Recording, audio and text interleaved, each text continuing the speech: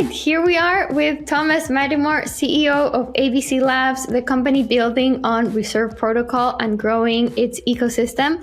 Thomas, it's a pleasure to have you here on the Defiant. Thank you so much for joining us. Yeah, thanks for having me. Looking forward to the conversation. Yeah, so Reserve is venturing in a really interesting experiment, building a stablecoin in a way that's a bit different from what's been tried before. Stablecoins are, of course, an integral part of crypto. They drive the most volume. They are just a very basic building block. So, any experiment and new model around stablecoins is super interesting and just key for the future of this ecosystem. So I'd love to just hear the basics of, what Reserve is, like how is it doing things differently from other stablecoins? Sure. So at Reserve, our goal and our mission is to help fight inflation and expand access to stable currency for everyone around the world. We launched a platform, a protocol. It's a platform last year. Actually, the year before, and the audits finished up last February. And what the Reserve Protocol allows people to do is allows anyone to permissionlessly launch an asset-backed currency, as we call it. So a one-to-one asset-backed, diversified, yield-generating asset-backed currency. There's a lot of buzzwords in there. And so, what does that mean exactly? So far, since we launched last year, it went from 0 to around 40 million in TVL in the protocol, and it's split across three main types of R tokens, as we call them, is what we call these asset-backed currencies. And there's a overcollateralized diversified stablecoin called USD, or the electronic dollar. There's there's a couple different yield-bearing stablecoins, high yield USD or USDC plus, and then there's a diversified LST ETH basket. And so there's a lot of different things here. And before we go too deep on it, what's really interesting is our long-term. What I think is really interesting is our long-term vision is actually to bundle together tokenized versions of all of the different types of assets that people store their wealth in into a single basket that people can use to preserve their purchasing power over the long term. And so it is, like you mentioned, a very distinct take on stablecoins and crypto in some ways. And one thing to note is that we actually haven't launched any of these R tokens or stablecoins ourselves. They're all launched by different members of the community, whether it's folks from within our own community, people that we've connected with. A company, MobileCoin, actually launched the first one because they wanted a permissionless, censorship-resistant, over-collateralized stablecoin. And now that's actually been adopted by other financial apps as well. And then actually another DeFi protocol, StakeDAO, recently launched USDC Plus. And again, they're testing this out using this permissionless platform to create a new and interesting yield-bearing version of USDC that they're planning to lean on within their ecosystem, which is pretty cool. So yeah, there was a lot there. Yeah, I mean, so super interesting mechanism or model for stablecoins. So, what does the protocol enable? Is it like putting different assets in smart contracts, which then issue like a token, like a receipt of ownership in that? Like exactly what are the mechanics that make this work? Yeah, definitely. So the protocol is actually a factory contract similar to Uniswap. And so in the same way that with Uniswap, you launch a trading pool that anyone can then go deposit assets into, the Reserve Protocol allows anyone to launch the rules around how a stablecoin will work. And what is the required backing for that stablecoin or R token. And once that's been launched, then anyone can go deposit those backing tokens and mint a new R token or mint that stablecoin. And so for let's use USD as an example because it's fairly straightforward. So USD is actually backed by four different assets. It's USDC that's deposited in Compound, USDC in Aave, and then Tether in Compound and Tether in Aave. And so if you take those receipt tokens from Aave and Compound, deposit them into the Reserve protocol, all of a sudden you get back USD. And so what's interesting about those is that those assets are all yield bearing. And where does that yield go? For USD, the governors have configured it so that all of the yield actually goes to the overcollateralization pool, which handles depegs. And so, in the case that any of those assets depeg, then the overcollateralization pool, which is actually composed of staked RSR, which is our governance token, anyone that wants to govern USD can go stake their RSR there. And in the case of a depeg, that overcollateralization pool gets sold off to make up the difference. And so, actually, last year when Silicon Valley Bank had some liquidity issues and actually eventually was taken over by the FDIC, and USDC famously depegged, I believe it was the weekend of March 10th. Although I probably got that date wrong. Sometime in March. Yeah. It's fine. But what happened was the protocol actually detected the depeg, sold off the USDC for the backup stablecoin that governance had defined, and made up the difference with RSR. And what's really cool is the Reserve protocol actually can do all of this before the banks open their doors on Monday. And Super so, before the FDIC kicks in, before all of these things happen, the Reserve protocol can very conservatively save that value for users and holders of the R tokens themselves. And so, this is where, in the U.S., our banks usually work pretty well, except for Silicon Valley and some of the regional banks last year. And, Venmo works and all these different things. But around the world, that's not actually the case. People don't have access to dollars. They can't save them. It's illegal in some countries to hold dollars in your bank account. And it's really difficult to actually get access to things like this, let alone something like the FDIC. And so what's really cool about the Reserve protocol is we rethought this from the ground up. What do people really want with stable money? They want access to dollars, oftentimes. And they want some kind of safety mechanism and diversification, right? They don't want to be scrolling Twitter all day trying to figure out, which thing is safe? Oh no, was there a hack? Is this thing going to be safe? No, they want just something that's always going to be there, that's going to preserve their purchasing power over the long term. And so that's what's really cool about USD. And it's actually now been adopted in 2 financial apps for those reasons. Cool. The Sense app, which is a on-chain private custodial wallet that allows anyone to send USD permissionlessly and privately, which is really cool. It's like digital cash. It's built on the mobile coin blockchain. And then Ugly Cash, which is actually one of our sister companies. It used to be called the Reserve app, and it was live in all throughout Latin America, and now it actually just relaunched around a month ago, and it's going to enable bank accounts in the U.S. to transfer stablecoins to anyone in Latin America, where they can use them as money with a debit card. Why the name? The ethos and the brand that they're going for is really to work with folks that have never gotten the opportunity to get a fair shake with the banking system, and so they can definitely speak better to that than I can. Interesting, very cool. But yeah. So going back to the mechanics of Reserve protocol, so anyone issuing a stablecoin on Reserve would set the rules for their own stablecoin, and then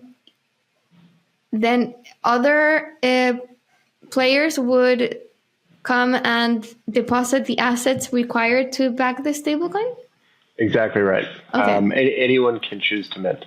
And so, what we've seen so far is that people will do it in order to get yield.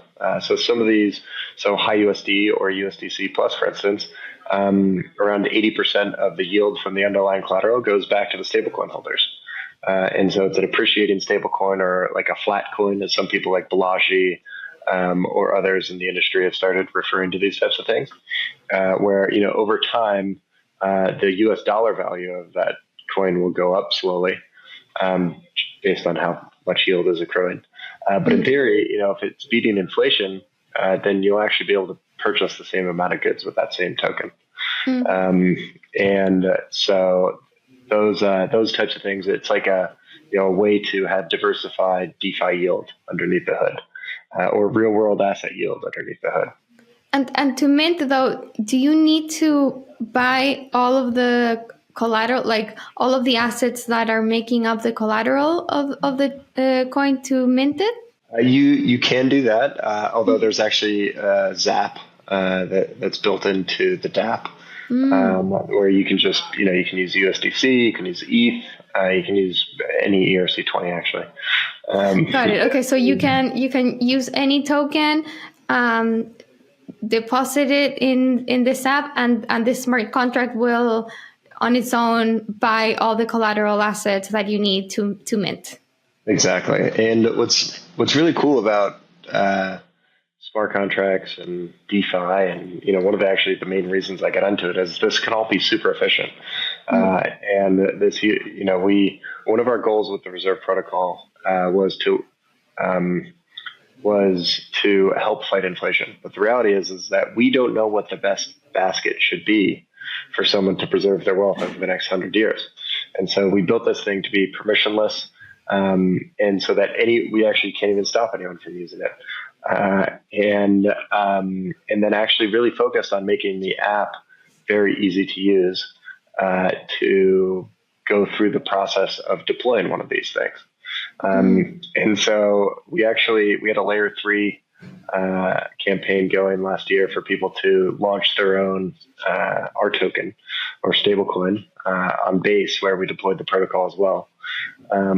And thousands of people did it in just a couple minutes. Wow. And so there's actually like tons and tons and tons of these things. Some of them have like $1 in it, some of them have $0, some of them have $10, right? But it's actually a fairly straightforward process to go through this, Very cool. and get things going. So yeah, anyone can go deploy a stablecoin in under 10 minutes. Amazing. What if you wanted to issue another type of token? Like, what if it's not necessarily based on, like dollar pegged assets?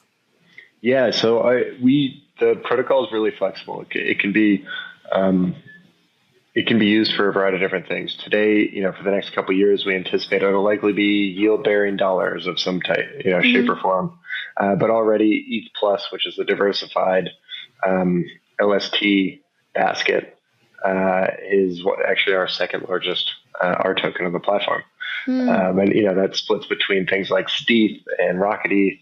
And I think governance has been talking about adding in Coinbase ETH and maybe even staked Frax ETH, but it's a governance decision. But in the long term, the protocol can actually have things like wrapped Bitcoin as well, or even tokenized equities or tokenized treasuries or other tokenized assets. And so the idea is actually, like, at its core, very simple. It's kind of similar to, an ETF or something like that, where you just bundle together all these assets. And for the first time, because of the way Ethereum works and because of the way tokens work, you can actually bundle up all of these assets into a single thing that you can use as a currency. And so it's really back to that, asset-backed currency. It's, kind of a new thing, but it's actually, for a very long time, much of the world ran on asset-backed currencies. You go back to the gold standard days or anything like that. Asset-backed currencies are a very, very old, battle-tested concept. Right. But instead of having to keep gold bars in a vault somewhere, now you can have digital assets in a smart contract and just deploy it in seconds. The way that most people around the world store their wealth isn't with cash. It isn't with dollars. It isn't with gold bars. It's with a diversified portfolio of stocks, bonds, equities, real estate, all the above. And so what if we could just bundle all that up and put it into a single ERC20 token? It should be possible soon. Yeah, no, it's a super interesting take. And so how does your token play or like fit into all of this? Yeah, the governance token can be used by anyone if they so choose to participate in governance of these art tokens. If they, there's yield for the underlying assets for all of these stable coins or diversified staked ETH baskets. And that yield, the governors are responsible for two economic decisions. One is what's in the basket, and two, where does the yield go? And so for some of them, like USD, the electronic dollar that's supposed to stay stable, all of the yield goes to the governors. But for ETH Plus, which is the diversified LST basket, 95% of the yield goes to the R token holders, and only 5% goes to the governors. And so in exchange for getting some of this yield, like I mentioned earlier, the governors do take on the risk of a DPEG, and so they're incentivized to make good basket decisions. Don't put too risky of assets in there because they're the ones that are on the hook first in the case of a DPEG. So in order to design and mint a new stablecoin, do you need to have governance approval? No, because each R token is individually governed. So anyone can launch one, whether or not they have RSR. The default out-of-the-box governance uses RSR as the governance token, but in order to launch one, you don't need to have it. In that case, you would just have to then go get some RSR and deposit it and participate. But what we've seen is actually, folks have launched, like I mentioned with that Layer 3 campaign, thousands and thousands of assets without, or R tokens without any RSR. Got it. And so anyone can launch one. They don't need, there's no gatekeeping here. It's a permissionless protocol. But in order to participate in governance, where RSR is the governance token, then you need to have some RSR in order to stake it. Got it. And then you mentioned earlier a bit of the motivation behind Reserve to fight inflation and to give easier access to dollars and asset-backed stablecoins. But I'd love to hear more of the founding story and also what your backstory is, how you got involved in it. Sure. I'll go backwards. I've been in product, mostly in fintech, for the last 10 years, but I was always an avid crypto hobbyist. And then I actually used MakerDAO for the first time in 2021, and my mind was just totally blown when I was able to get a loan in a couple clicks for a substantial amount of money in a couple minutes. And I was working in consumer lending at the time for one of the largest mortgage lenders in the U.S. And we had 10,000 people originating tens of thousands of loans a month. But it was a lot of time, and I don't know if you know how much you know about mortgages, but it's a total pain in the neck. Right? And like a overcollateralized maker loan is very different from a mortgage, but the difference in efficiency is massive.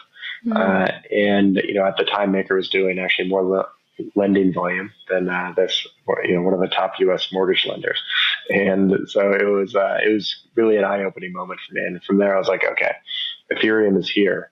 It works today. It's no longer this future thing, and I got to figure out how to get involved. And so, I wanted to find something that was, I wanted to find an amazing team that was working on solving real world problems with crypto and actually making crypto useful. And specifically, I actually wanted to focus on where I think that crypto has some of the best product market fit today, which is stablecoins outside of the US. I mentioned it already, but like banks work pretty well here, and they don't work that well in the rest of the world. And stablecoins are actually useful today. There's no reason to, wait for some future thing. And so in looking for companies that had all of those different qualities. I was lucky enough to get introduced to Nevin, the founder of Reserve. And Reserve is really like the perfect encapsulation of all three of those things. The team is incredible. I'll never forget in some of the first meetings, our lead protocol engineer, Taylor Brent, was doing exponential math in his head as we were trying to figure out how to handle different governance attacks. And I was wow. And from day one, actually, the Reserve team has been focused on making crypto useful and using it to help people in Latin America get access to stable currency. And so bringing it back to Reserve and how the Reserve movement and ecosystem got going. In 2019, a group of tech folks in Oakland were trying to make crypto useful. And they realized that crypto could actually be this powerful thing to fight inflation. And they got off the ground, came up with a white paper for the Reserve protocol. And actually, as they were designing it, they realized that the original design looked like Terra Luna, but they actually realized that was a flawed design early on, and so they shifted to this diversified asset-backed currency model. They launched a prototype in 2019, which just allowed anyone to put a different basket of other stablecoins into their stablecoin to see if this concept of diversified stablecoins was useful. And then in order to figure out if that was something that people would use, they actually launched an app in Venezuela, the height of inflation problem. And Gabo, who eventually ended up being the CEO of Ugly Cash, which is what that has turned into, he and the team have created this app that got like 600,000 people in Venezuela using stable coins as money and paying at the store with these stable coins. And that early product market fit was really, really very telling that this idea had legs. And so we continued, the very small team of 2 or 3 people continued developing the protocol at the time. And then I joined the team and we were able to launch last February. And then here we are today. And so, the mission continues: fight inflation and help expand access to stable currency. But there's a lot of different moving pieces in the ecosystem now. Very cool. I mean, definitely relate to that mission. It's what got me passionate about crypto as well. So very cool. Recently, you've had a few announcements, 2 new companies, your new grants program, updates on Reserve emissions. If you could just, quickly walk through these updates so that we're all, caught up on Reserve. We announced 5 things last week. We announced the creation of 2 new companies. So one is ABC Labs, which I'm leading, which is the protocol development and promotion company. We develop software around the Reserve protocol and the improvements on the protocol, and also help the ecosystem grow. Our goal is to increase the total value locked, the TVL of the protocol, and usage of our tokens as currency. We also, the second thing we announced was the creation of Confusion Capital, which is the funding entity within the Reserve ecosystem. The Confusion Capital is led by Nevin Freeman, the founder and now the president of Confusion Capital. They, along with that, the third thing we announced was the creation of a $10 million grant program. The first applications are actually due on February 9th. So if anyone's got any ideas, we're looking for, individuals, DAOs, companies, anyone that, has ideas on how to improve the Reserve ecosystem. We'd love to hear your ideas. We won't be giving out all $10 million by February 9th. This will just be the first round as we get our legs under us. But the hope is that this will be going on for a while and we'll be able to find a great group of people that we can help build amazing things.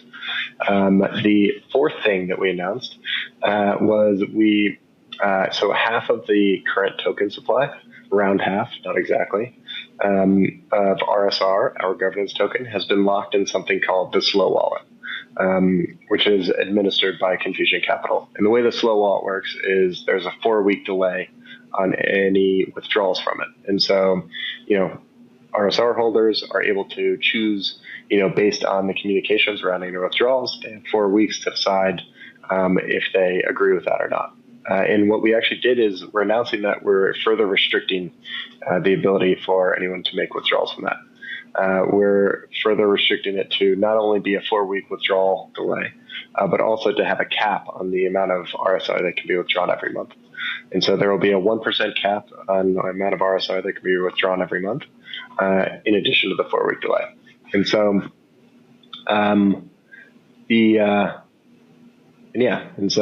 what's the reason for having these caps and delays in withdrawing RSR? Yeah, so when it's kind of we don't have any Confusion Capital and ABC Labs. There is no contractual agreement between RSR holders and those two entities. But we wanted to come up with something that could give people a bit more clarity on how Confusion Capital might operate. We work in DeFi, we work in crypto, and the best way to do that is with smart contracts. And so we actually built a smart contract that is, the name of it is actually the slower wallet. If you go to Etherscan, you're going to actually see in the code that these new restrictions are in place. And so the idea is just to give people an understanding of how things could change, not just in a press release kind of way, but in a very in a smart contract kind of way, like with actually true limits in place, in order to give people a better understanding of how the ecosystem could change and can change. And related to this actually is the fifth piece of the announcement, which is one of the things I'm actually most excited about, which is we're setting aside 20 billion RSR and are considering a interesting idea, which is turning this over to the community for incentivizing growth of the ecosystem, or whatever the community might choose to allocate it to. And so, some initial ideas on what this might look like is, there's a lot of inspiration from the Curve ecosystem with vote escrowed CRV or VEI CRV. You can imagine a world where there's like a VEI RSR that is a DAO that helps incentivize growth throughout the ecosystem, and might send incentives to people who choose to LP our tokens or to other protocols that are using our tokens as collateral and lending protocols and things like that. And so 20% of the token supply we've got set aside right now to incentivize growth all in the direction of the community. And we're actually looking for anyone that has great ideas on how to, create interesting governance mechanisms that can withstand the test of decades and millennia, which is our vision of how long this protocol could be used. Then we'd love to chat with you. Actually at ETH Denver, we're throwing a governance get together called ReGov. Trying to rethink how governance can work and replace some of the centralized monetary policy decisions that everyone's very used to. Very cool. And that ties into the last question I have for you, which is, I'd love to understand your bigger long-term vision for Reserve. Like, is the idea to have one of the tokens issued on the protocol replace the US dollar? Like, where would you love Reserve to be, I don't know, like a decade from now or 50 years from now, but just like very bigger vision? Yeah, definitely. I mean, you can definitely, it's pretty interesting to see. Like, our goal is to create, is for anyone to be able to create currencies that people around the world can use to preserve their purchasing power effectively. Without having to do anything. They can just hold the token in their wallet. It's an interesting thing because, when crypto was started back in the day with Bitcoin, the idea was digital cash to preserve your purchasing power. at the end of the day, Bitcoin is very volatile. So it's like actually not a great way to preserve your purchasing power over the short term. It's historically been a very good way to do it over the long term, but not a good way to do it over the short term. And so like in the next couple years, what do I think might happen? I can imagine that dollar-based yield-bearing stablecoins will likely be a big piece. It would be amazing to see them get adoption in some places that have inflationary problems. Places like Argentina, which is already, we were actually down there as a team in November, and there's a massive crypto community there and massive amount of onboarding that's already been done over the last decade as people look for alternative solutions to the government. And so, the next couple of years, the hope is that these things can start to pick up and get some usage for people around the world to preserve their purchasing power. And, in the next decade, I really hope to see some amazing diversified versions that aren't just pegged at the dollar, but are also pegged to, have some Bitcoin in the basket, have some Ethereum in the basket, have some tokenized equities and some tokenized real estate in the basket. Those are the types of things that would be amazing to see. Very cool. Yeah, love that vision.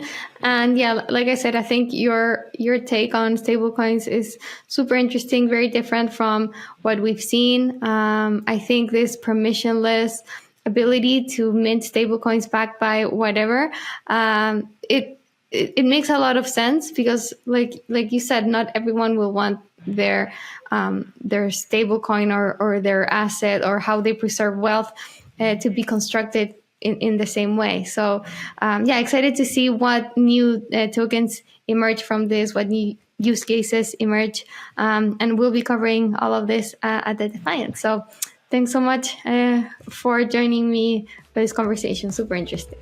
Thanks for having me, Camilla.